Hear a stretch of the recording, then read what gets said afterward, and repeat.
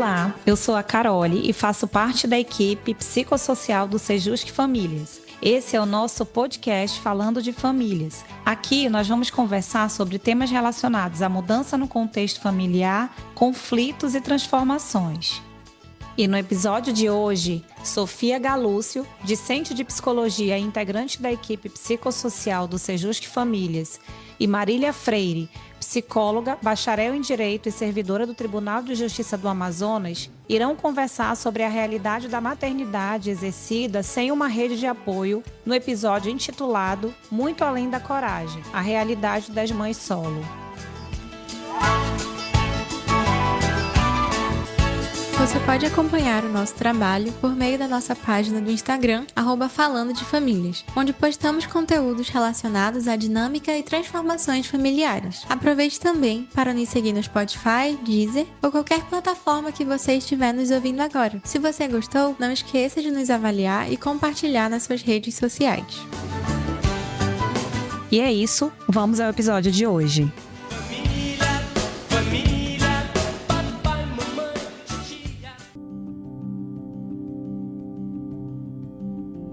Ao longo da história, diferentes formas de família foram se constituindo e refletindo as transformações da sociedade. Entre elas, existe uma realidade cada vez mais presente no Brasil, marcada por desafios, responsabilidades e resistência, a das mães solo. É sobre essas experiências e a importância do apoio às famílias monoparentais que vamos conversar neste episódio. Quando falamos em família, é importante lembrar que não existe apenas uma forma de ser família.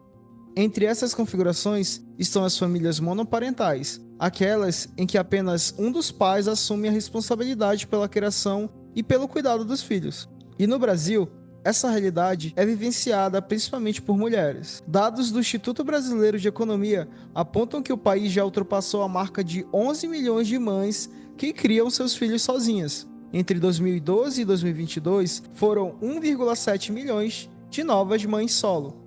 E mais do que números, esses dados representam histórias de mulheres que muitas vezes enfrentam sozinhas as responsabilidades pelo cuidado, pela educação, pelas decisões e também pelo sustento de seus filhos. Ser mãe solo não significa apenas não ter um companheiro, significa exercer parentalidade sem uma rede de apoio para dividir as tarefas e responsabilidades do cotidiano. Por isso, falar sobre a maternidade solo também é falar sobre cuidado, sobre direitos, sobre responsabilidade, sobre a importância das redes de apoio. É reconhecer que as famílias são diversas e que cada uma delas merece ser respeitada, acolhida e protegida.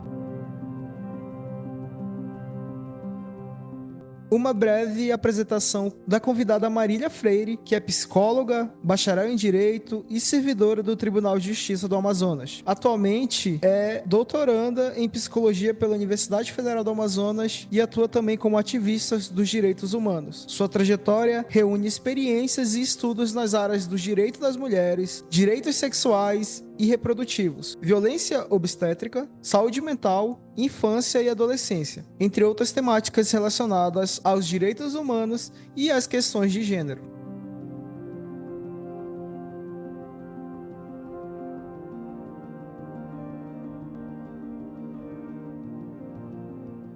Olá a todos! Iniciamos mais um episódio do nosso podcast Falando de Famílias, com o tema sobre maternidade solo. Me chamo Sofia, faço parte da equipe psicossocial do Sejusc Famílias, sou uma mulher branca, de cabelos longos, lisos e pretos, uso também uma roupa escura, preta. Eu sou a Marília, sou psicóloga, sou formada em Direito também. Estou aqui hoje para participar desse podcast super importante sobre esse tema da maternidade solo. Sou uma mulher negra de cabelos curtos e escuros. Eu tenho 43 anos, sou mãe solo e hoje eu estou vestindo uma calça cinza e uma camisa clara, branco, off-white. Também tô no doutorado em psicologia, onde eu estou pesquisando meninas mães, e na graduação também pesquisei um pouco sobre burnout parental. Bom, é importante introduzir que escolhemos esse tema devido a uma realidade que é compartilhada por muitas mulheres, mães solos, que encontramos aqui no Sejusc Famílias. Enfrentam sozinhas a sobrecarga de uma parentalidade solo. Então, Marília, para começar o nosso debate, Eu queria saber o que caracteriza as principais vivências das mães solos no cotidiano. As mães solos se caracterizam de algumas formas. Existem mães solo que são mães solo por escolha. São mulheres que decidem fazer reprodução independente, então elas recorrem à fertilização in vitro ou inseminação artificial. Tem o seu filho ou a sua filha de forma independente, sem um genitor. Não somente não tem um genitor como figura, como muitas vezes esse genitor é uma pessoa desconhecida.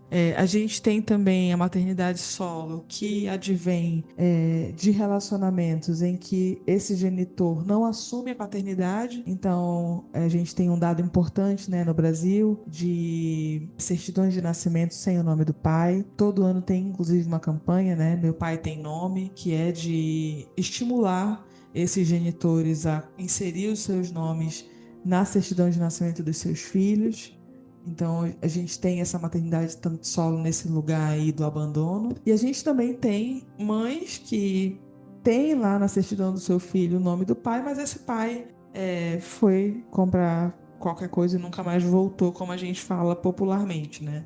Então, eu conheço algumas pessoas nessa condição aí que o pai, apesar de ter o nome na certidão, ele abandonou os filhos, né? O genitor do meu filho tem quase um padrão. Quando os filhos fazem 3 anos de idade, ele se separa da pessoa com quem está se relacionando, com a mãe do filho, e abandona o filho junto. Então aconteceu comigo, aconteceu com a segunda esposa, ele está agora na terceira esposa, mas o terceiro filho ainda não fez 3 anos. Estamos aí no aguardo se o padrão vai ou não se repetir. Eu espero que não, porque isso é muito ruim tanto para essa mulher quanto para essa criança. Mas isso acontece no dia a dia, a gente vê o tempo inteiro, né?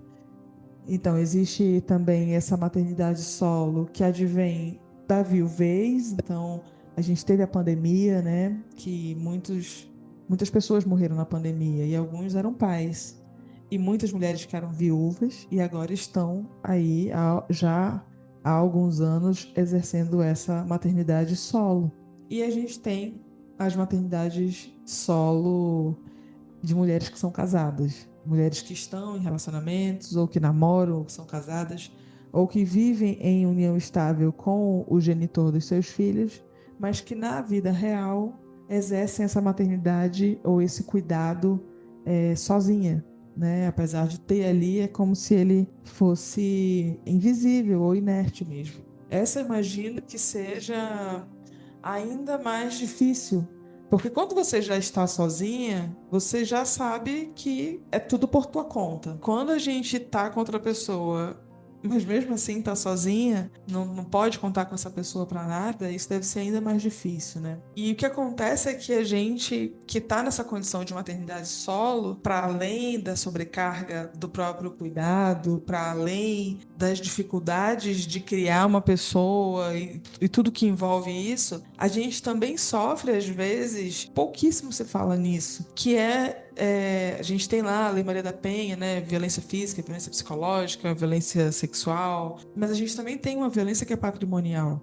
Então, quando eu tenho um filho e eu sozinha sustento esse filho e me endivido profundamente para manter o sustento desse filho, mesmo ele tendo um genitor na certidão de nascimento, mesmo não tendo sido uma escolha minha, essa maternidade solo, eu também sou violada patrimonialmente. A gente praticamente não fala disso, né? A gente entra com pedido de pensão alimentícia e tudo, mas enquanto essa pensão não vem, é a gente que fica sustentando tudo sozinha, né? Então eu vejo também como isso compromete o autossustento das mulheres. E a gente tem uma música, acho que é MC Sofia, que fala que a mãe disse que não estava com fome porque o café que tinha só dava para os filhos. Então as mulheres vão entrando numa roda de privação de si mesma, do mínimo para si mesma, para sustentar esses filhos por conta da maternidade solo. A gente precisa pensar em todas essas coisas que envolvem. Quem é que ajuda essa mãe?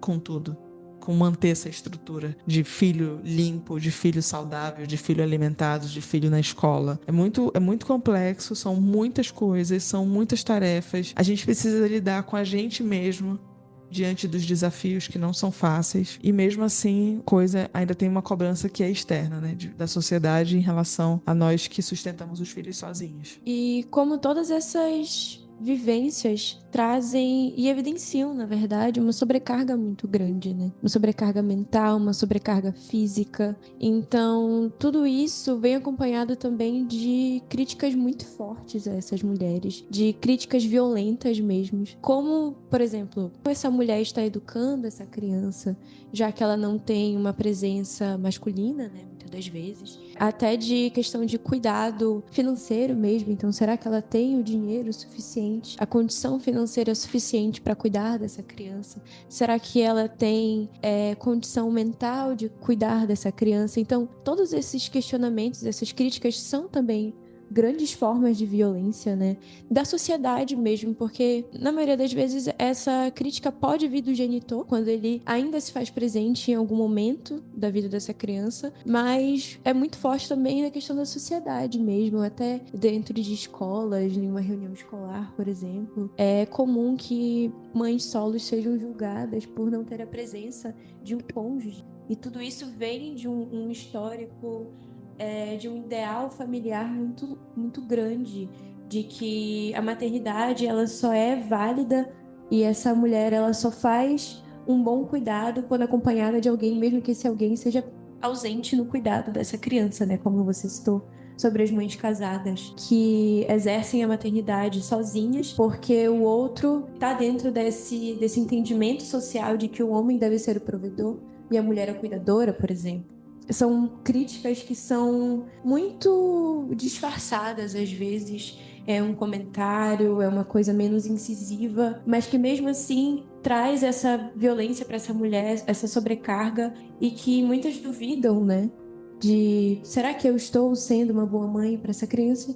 Sendo que ela está numa condição de vulnerabilidade muito grande, né? Porque muitas nem redes de apoio direito têm. Então, a crítica, ela sempre tá vindo de todas as formas, de dentro ou de fora da família, por exemplo, mas que ainda assim não tem apoio. São pessoas que trazem um questionamento, mas não trazem a solução. Eu também me lembrei de uma coisa, né, que todo mundo quer estar dando opinião da vida dos outros, né, mas na hora de ajudar, ninguém quer vir ajudar. E me lembrei de uma coisa, Sofia, que é quando a gente vê esses casos na televisão, na rádio, de mulheres que foram presas por abandono de incapaz. Já viu esses casos? Que às vezes, não são todos os casos, tá? Tem casos que realmente a mãe saiu para uma festa ou para fazer uso de substâncias ou de álcool e deixou as crianças 1, 2, 3 dias sozinhas. Mas às vezes a mulher saiu porque tinha uma entrevista de emprego e não tinha com quem deixar os filhos. E ela é criminalizada. Toda vez que acontece de criminalizarem mães por abandono de incapaz, eu pergunto, e os pais? E os genitores?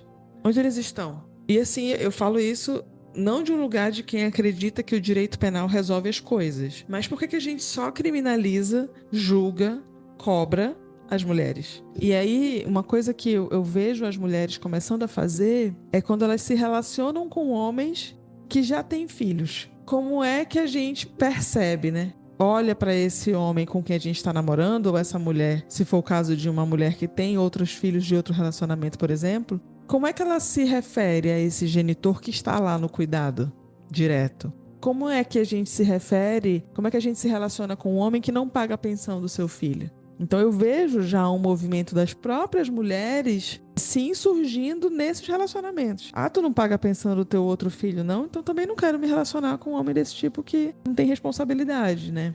Então existem coisas que a gente precisa cobrar também, porque até onde a gente conversou aqui, inclusive, são poucos os casos de mulheres que escolhem a maternidade solo. Em regra, ela é imposta a nós, mas a cobrança só recai sobre a gente.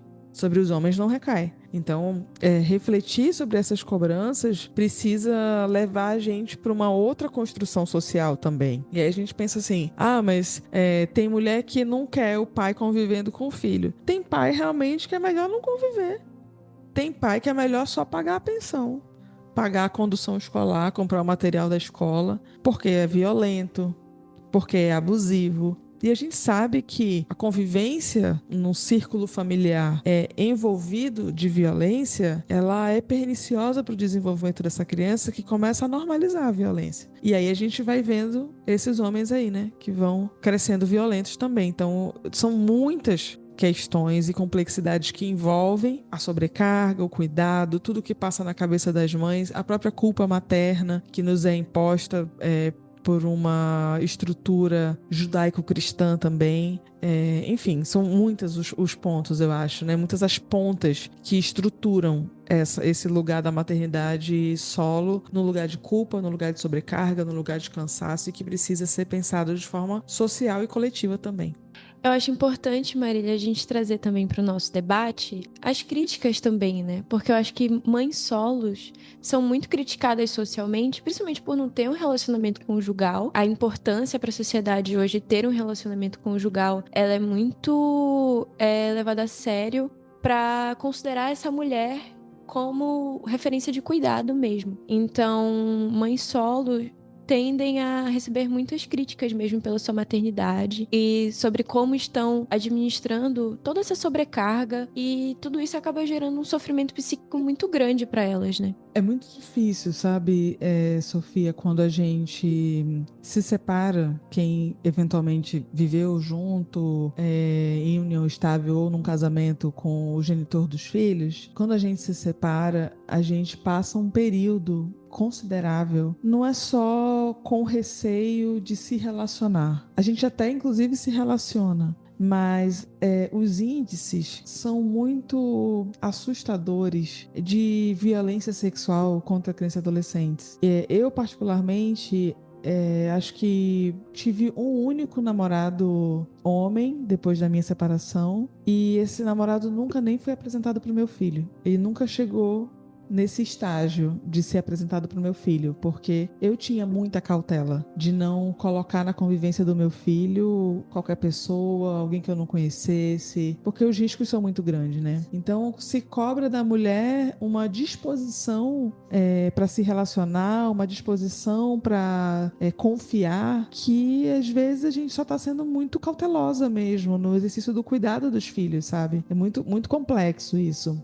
Depois da minha separação, alguns anos depois, eu me entendi como uma mulher lésbica, então eu passei a me relacionar com outras mulheres, e isso, a quantidade de violência contra crianças e adolescentes, em especial violência sexual, ela é muito menos praticada por mulheres. Então isso me deixava um pouco mais confortável de trazer para a convivência com o meu filho essas parceiras, essas namoradas que eu tive ao longo dos anos. Então é muito duro que as mulheres sejam cobradas também por isso. Para ajudar, ninguém se aproxima, mas para criticar não vai faltar. Mas eu acho que isso é um lugar mesmo de cautela e de preocupação da maioria das mulheres, de não trazer para a convivência com o filho uma pessoa que às vezes não vai ficar, uma pessoa que não vai ajudar, uma pessoa que você ainda não tem confiança total. Então você prefere continuar socialmente solteira, embora não esteja necessariamente sozinha.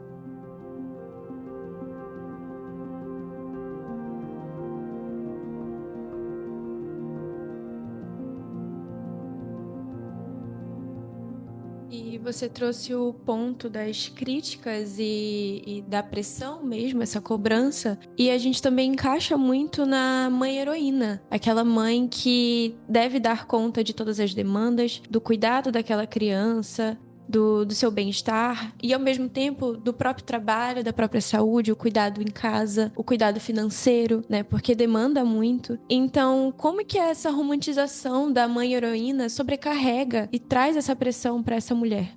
O que se espera das mulheres é que nós façamos tudo.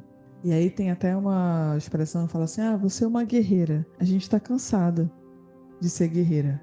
Essa é uma realidade. Porque a gente precisa assumir todas as tarefas e todos os cuidados, todos os papéis. E quando você é mãe solo, você assume o papel de mãe e não tem como dizer que não assume em alguma medida também o papel paterno, o papel do genitor. Eu não gosto nem de usar essa separação de papel materno e paterno, porque existem as famílias homoafetivas. Mas o papel do cuidado, que deveria ser dividido, entre os genitores, ele fica, em regra, sendo exercido exclusivamente por essa mãe solo. Então não tem como não ter uma sobrecarga. Ela acorda de manhã, ela mesma tem que dar conta do café da manhã, se a roupa tá limpa, se a criança fez a tarefa de casa, levar a criança na escola, depois buscar, tem que ter o almoço da criança, tem que acompanhar as tarefas escolares de tarde, à noite colocar a farda para lavar, para secar. No outro dia tudo tem que estar organizado e funcional. Então são muitas as tarefas, são muitas as atribuições. E esse cuidado é preciso que a gente entenda que ele é um trabalho. Muito ainda precisamos avançar nesse entendimento, porque a gente faz por amor. Realmente, a gente faz isso porque a gente tem senso de responsabilidade, porque a gente ama os nossos filhos, a gente quer que eles se desenvolvam bem, mas é um trabalho. E esse trabalho é um trabalho que também não é remunerado, né? A gente ouve muito isso, né? Não, mas os meus filhos me retribuem com amor. O que se compra no supermercado com amor hoje? Quantos quilos de arroz é possível comprar? Porque isso é força de trabalho que a gente dedica, entrega na criação de uma pessoa, né? É um trabalho infinito, extenuante e de muita sobrecarga quando a gente está numa maternidade que é solo, isso é muito pior. Você falou sobre a questão do amor, né? E eu acho que essa romantização, ela cai muito no mito do amor materno, porque ele trata a maternidade como algo instintivo mesmo, incondicional, e que não considera o cansaço, tanto mental quanto físico. Então, é importante que a gente apoie mesmo essa mãe, que a gente traga para a realidade de que a maternidade solo, ela tem um peso muito grande, psicicamente falando mesmo. Essa romantização, a gente tem que trazer uma quebra de realidade mesmo, de trazer para a realidade como funciona a maternidade solo, porque a gente trata muito a mulher como a mãe heroína e esquece de trazer uma rede de apoio, por exemplo, que ajuda muito na questão da quebra dessa romantização e traz uma visibilidade maior para o que essa mulher está precisando naquele momento, que é apoio, uma ajuda na divisão de tarefas, por exemplo. Então, trazer essa visibilidade para o cansaço mesmo, ele é muito importante, porque é um trabalho extremamente cansativo cuidar de uma criança todos os dias, principalmente quando não se tem com quem compartilhar. É uma carga muito pesada mesmo. Quando eu estava na graduação em psicologia, o meu trabalho de final de curso foi uma adaptação transcultural de um instrumento que mede burnout parental, que é esse esgotamento. É uma etapa mais avançada do cansaço em decorrência do cuidado parental. E as pesquisas, o instrumento originalmente, ele foi desenvolvido na Finlândia, mas ele apresenta um dado muito rico, que é que o maior índice de pessoas em burnout parental são as mulheres, são as mães, não são os pais, né? E outra coisa que, e aí a gente precisa olhar para essa infância para a gente entender que às vezes mães que são agressivas com os filhos, mães que são violentas, que são impacientes, às vezes elas podem estar num quadro de esgotamento físico e mental em razão desse cuidado. Porque isso é o próprio estudo que construiu os descritores e os itens desse instrumento vão dizer os riscos psicossociais que sofrem as crianças que são cuidadas por pessoas que estão esgotadas. Não adianta a gente só trazer uma visão punitivista. Não adianta a gente criminalizar, punir, tirar a guarda. A gente precisa entender o problema. O que está acontecendo por trás? Por que essa mulher está agredindo seu próprio filho? E aí a gente precisa também entender isso que você falou. Existe um mito do amor materno de que todas as mulheres nasceram para ser mães. Que isso é da natureza. Quando, na verdade, isso é uma construção social, né? Isso é uma coisa que é construída socialmente em torno do papel da mulher na sociedade, que por muito tempo, inclusive, nos manteve no ambiente doméstico, como se o cuidado da família, dos filhos e da casa fosse o único trabalho possível de ser realizado pelas mulheres. E isso, o que acontece é que a gente foi trabalhar fora de casa continua com o trabalho doméstico, então a sobrecarga ela é evidente, mas isso vai refletir também nas crianças. Então a gente precisa olhar para essas mulheres, entender, como você falou, o que é ofertado para essa mulher em termos de rede de apoio, e aí políticas públicas mesmo, creche em tempo integral e outras coisas que a gente precisa que existam, que aconteçam, que estejam disponíveis.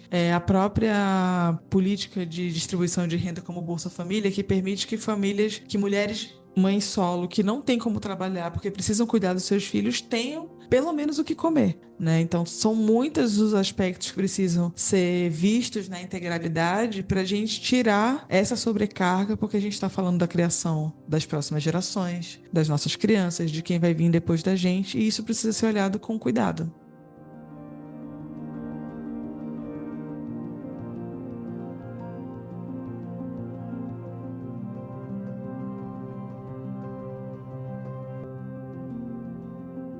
E para encerrar, Marília, nossa conversa, para a mãe solo que está nos ouvindo e se sente completamente sozinha hoje, como é possível começar a construir uma rede de apoio, seja com amigos ou na comunidade, para dividir esse peso?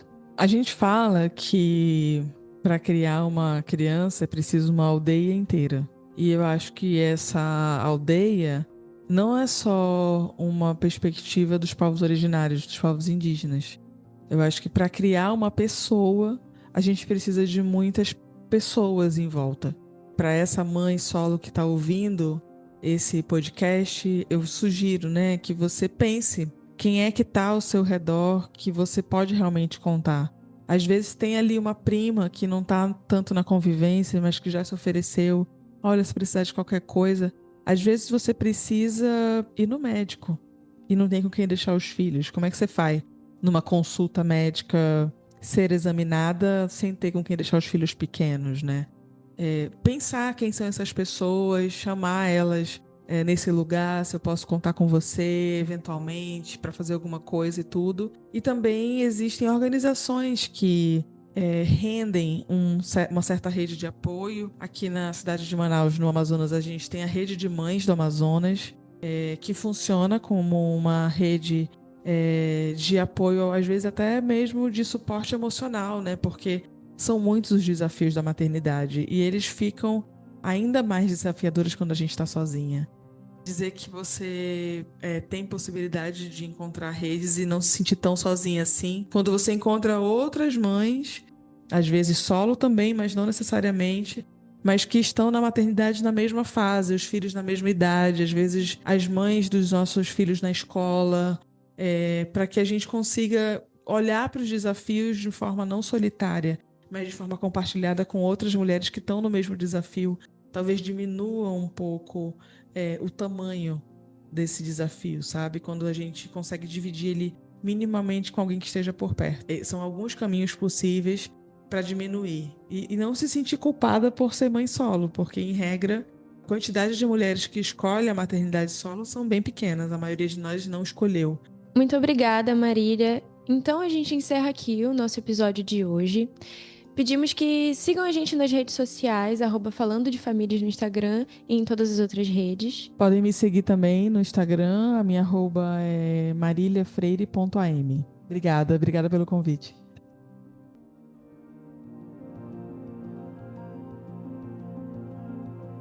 Esse podcast foi produzido pela equipe psicossocial do Sejusc Famílias, do Tribunal de Justiça do Amazonas. Para acompanhar o nosso trabalho, acesse o Instagram e TikTok @falando de famílias.